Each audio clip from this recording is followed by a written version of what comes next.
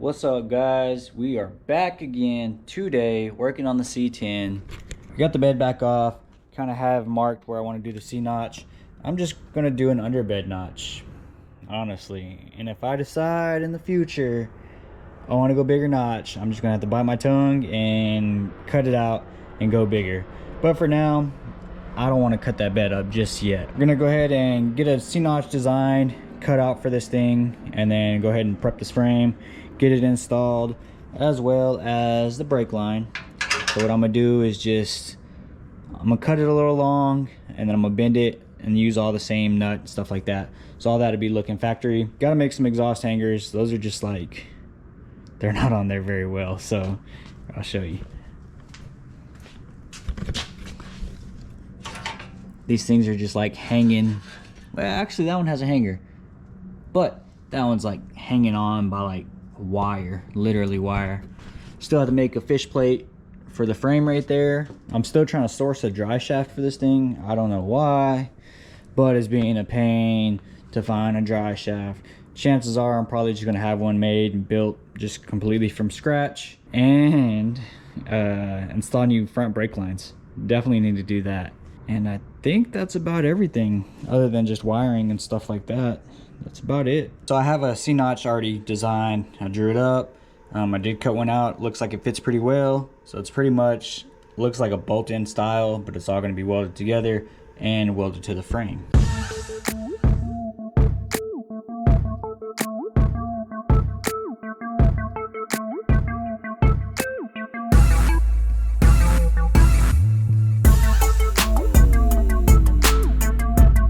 And here's the kit. Pretty simple design actually. So pretty much you have the side piece, the top piece, and the part that's actually, you know, cupping the axle. That's what it's going to look like. And I have the opening drawn out on the frame. So what I did is I took the center from the axle straight up, drew a line, put that on there, clamped it, traced it with a Sharpie, and that'll be my cut mark right there. So I'm gonna do one side at a time so I don't risk the frame, you know, doing anything weird, twisting, anything like that. So I'm gonna cut slightly on the outside of the line because I need some space for the part of the notch to actually slide into. So we'll cut that out, we'll test fit everything again and get it welded in. Also, it's always a good idea to go ahead and brace your frame. I got a brace here on the front, or on the back and in the front, just because when I cut it, I don't want it to like sag down or, like I said, do anything weird. So brace your frame.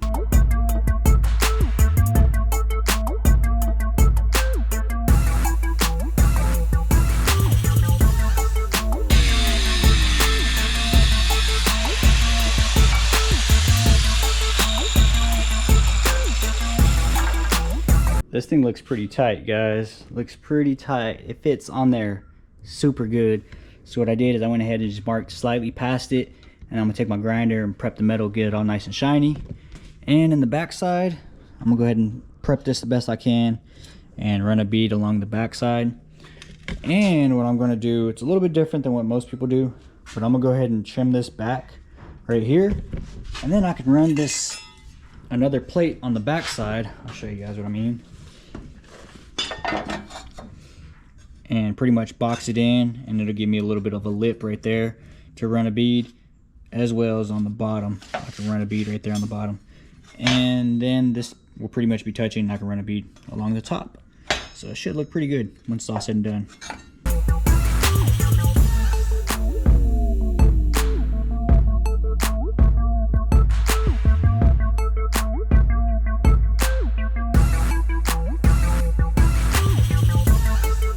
Got this Johnny all welded up, looking pretty nice.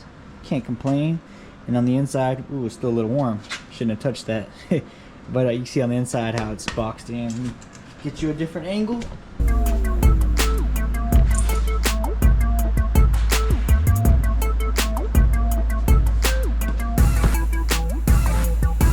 So yeah, this thing looks pretty good. I'm pretty happy with it. So got the other piece cut out.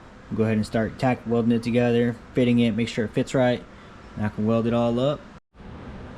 Got that piece welded on, looking spiffy. So I'm gonna take a break from the welding and framework, And I think I'm gonna focus on this brake line. It's been staring me in the face this whole time. So I pretty much just bent it around the notch so it's not gonna get pinched in between the axle or anything if it were to hit. I'm gonna go ahead and flare this first before I bend it around here to meet the brake line.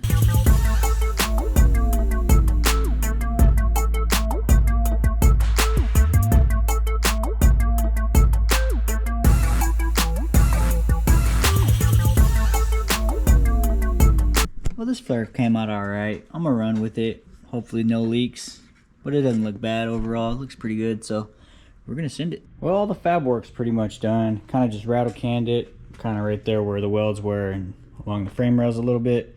I know it doesn't quite look the best. I mean, really, I wanted to sandblast it and then actually have it painted, but for now, this is what it's gonna be. Just rattle canned. Overall, it's not bad, not bad. I did make some kind of exhaust hangers right there. Don't really like where that exhaust is. It's kind of close to the drive shaft a little bit, but I think it'll clear.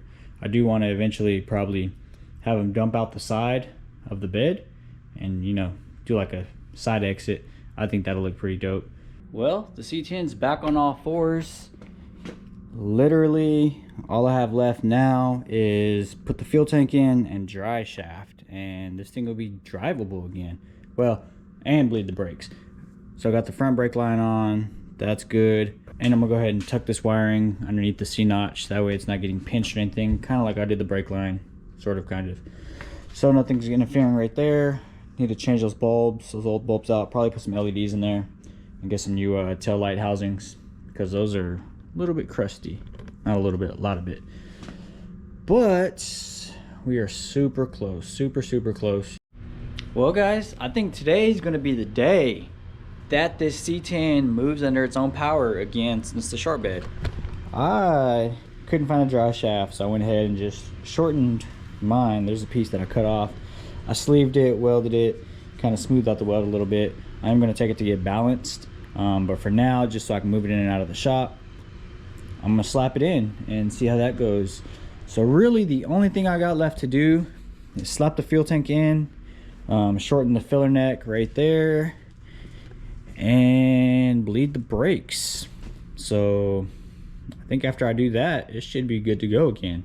So wish me luck. Hopefully I can get this thing done today, because I really want to drive it. It's been, I'd say, close to a month since I started doing all this, just working on the weekends and stuff like that. So hopefully we can get this thing done and knocked out today. So the fuel tank is in. I did use the factory bracket. Dry shaft's in, fuel tank's in. It's outside. I got Derek and our other buddies over there, so they're gonna help me lift this thing back on. Gonna slap the wheel on as well, but slap the wheel on, slap the bed on, and then I could take my measurements from my filler neck and see what I need to do there, and then run the lights, and this thing will be done. All right, we got this thing running. Fuel tank's in here at the shop. Got the bed back on. So we're gonna light these Johnny boys up.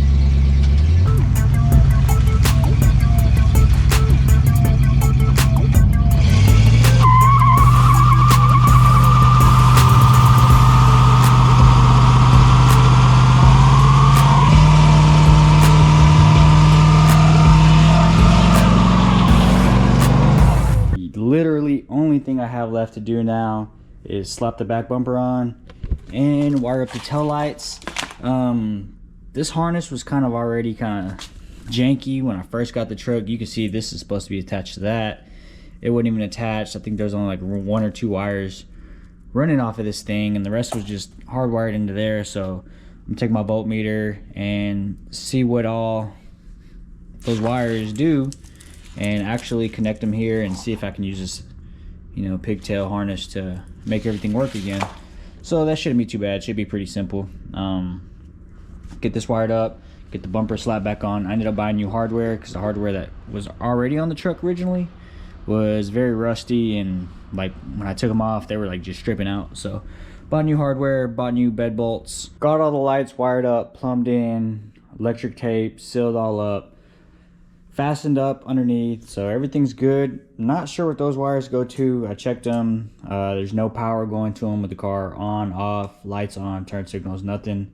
So I'm not sure what those wires went to. They weren't going to anything when I first got the truck anyways, so I'm probably just gonna snip those and tuck them up somewhere. The only light that's not working is the brake light on this side. Driver's side's working. As you can see, this pigtail's seen better days, so I'm gonna run over there to AutoZone and grab another pigtail. I'm sure it's not conducting electricity great, so that's why it's not working, but that brake light is working. So like I said, I'm just gonna go ahead and snip this and run a new pigtail, and we should be good to go. All right, so I got the filler neck on there. The fuel tank's pretty empty, so I'm gonna run to the gas station real quick and put some fuel in it so I don't run out. Hopefully I make it there, because there's literally barely any fuel in there. So it's the first test drive. Let's see how it does. I still do need to take the drive shaft to get balanced. I'm sure it's not perfect, but we'll see if we get any crazy vibrations or anything like that. Oh, and I need to put the shocks on here.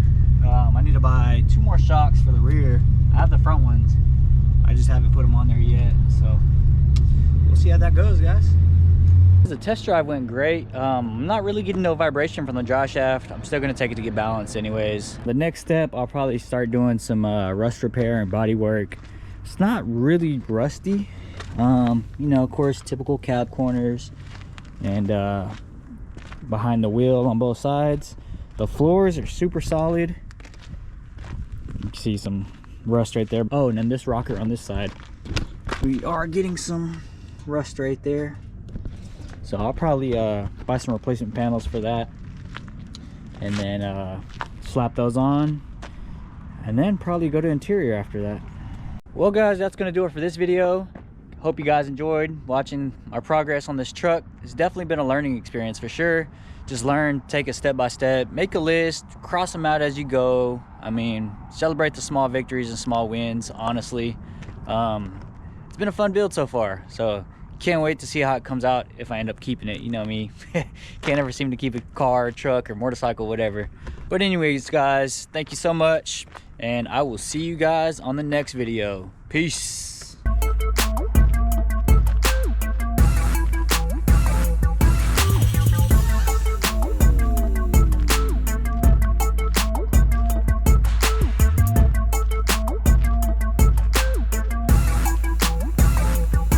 Over here enjoying my truck. There's a rooster down there. Look at that thing.